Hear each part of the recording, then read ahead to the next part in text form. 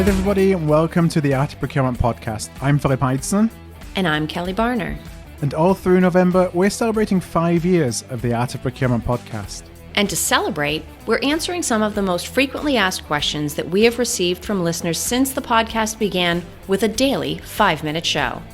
For today's question, my last one in this 5th anniversary series, I'm going to cheat. Don't tell Phil.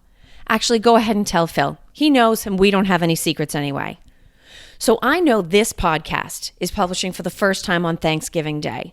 So I'm going to splurge and answer my own question. Why should we be so thankful to have careers in procurement? No, I'm not kidding. Do you have any idea how lucky you are to work in procurement? Who else can understand a business by taking it apart and putting it back together again from the bottom up and the top down? Who else understands the unbelievable network of suppliers and service partners that are required to make a supermarket run, build a car affordably from the ground up, get a new pharmaceutical through trial and to market, or design the best new components for sale? Right now, I'm in the process of cleaning out and updating all of the content in the Buyer's Meeting Point site. I have been writing and posting there for 11 years. Do you have any idea how many blog posts and articles that means? And that doesn't even touch upon guest posts, webinar listings, book reviews, event recommendations, etc. Now, here's what's really funny. Do you know what procurement was talking about 10 years ago? Transformation. Sure, it was procurement transformation back then and not digital transformation like it is now, but it was transformation all the same. We were also talking about negotiation, supplier relationships, risk, and collaboration. And now, yes, we are still talking about negotiation, supplier relationships, risk, and collaboration. It doesn't really matter that we're doing it now with the help of AI, machine learning, and RPA. We are still focused on the same things. Now, I'm going to be honest with you. My initial response to this realization was sadness and a touch of embarrassment. How have we been talking about the same things for a decade and not completed them? Did we fail? Maybe that's the real question we have to answer today. Over the last 10 years, has procurement failed in our mission to change, grow, and evolve? I've personally given this a lot of thought, so I'm going to jump you ahead and let you benefit from my own thought process. In my opinion, we haven't failed. We've simply refused to stop pushing.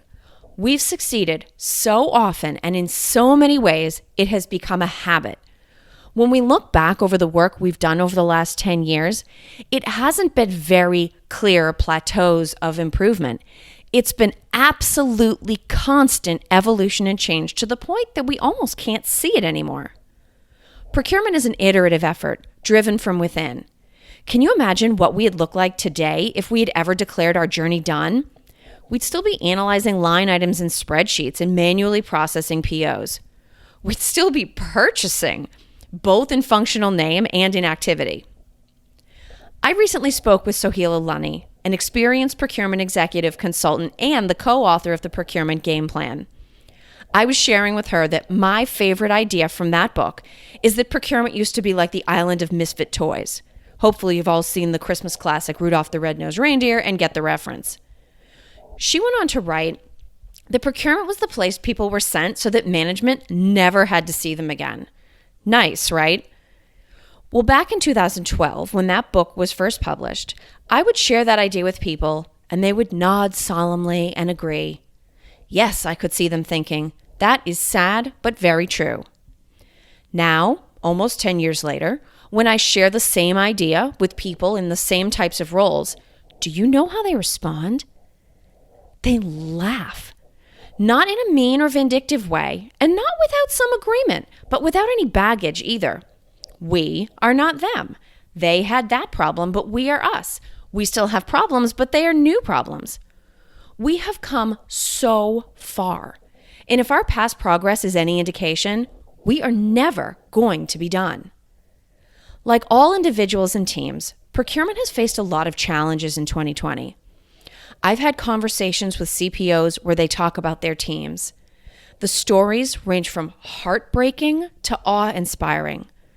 I've heard stories of sadness, isolation, and substance abuse.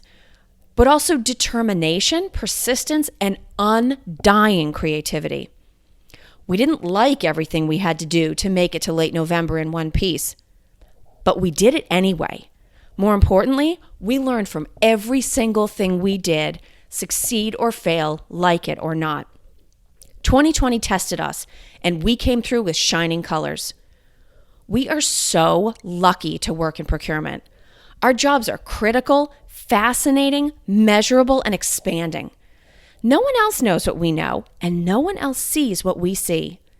Take a minute today and every day going forward to be grateful that you are a procurement professional. I want to thank you for listening to today's podcast. All the podcasts in this series can be found at artofprocurement.com/5 years. That's the number 5. That's artofprocurement.com/5 years.